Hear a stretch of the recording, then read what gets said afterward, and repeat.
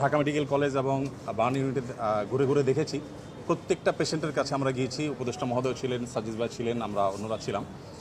যেটা আপনারা একটু আগে শুনেছেন যে আসন্না ফাউন্ডেশন চ্যারিটেবল অর্গানাইজেশন, আমরা আমাদের নিজস্ব যে তহবিল আছে সেই তহবিল থেকে কোনো প্রকার পাবলিক ডোনেশন নেওয়া ছাড়া আমাদের নিজেদের অন্য সমস্ত প্রজেক্টগুলোকে এই মুহূর্তে স্টপ করে দিয়ে এই প্রজেক্টে আমরা সর্বোচ্চ প্রায়োরিটি দিয়ে কাজ করছি। কারণ হসপিটালগুলোতে যে দৃশ্য, এই দৃশ্যগুলো যদি কেউ নিজের চোখে না দেখে সে আসলে কোনোভাবে অনুমান করতে পারবে না যে ভয়াবহতা কোন পর্যায়ে পৌঁছেছে।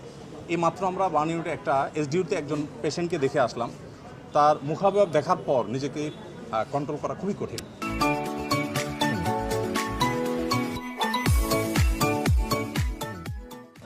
তার চোখ ছাড়া এই পুরো জায়গাটা জাস্ট গর্ত হয়ে আছে, পুরো জায়গাটা গর্ত হয়ে আছে, মানে চোখ ছাড়া আর কিছু একটা চোখ তাও মনে হয় আছে, আর পুরো জায়গাটা জাস্ট একটা ভয়ঙ্কর গর্ত হয়ে আছে।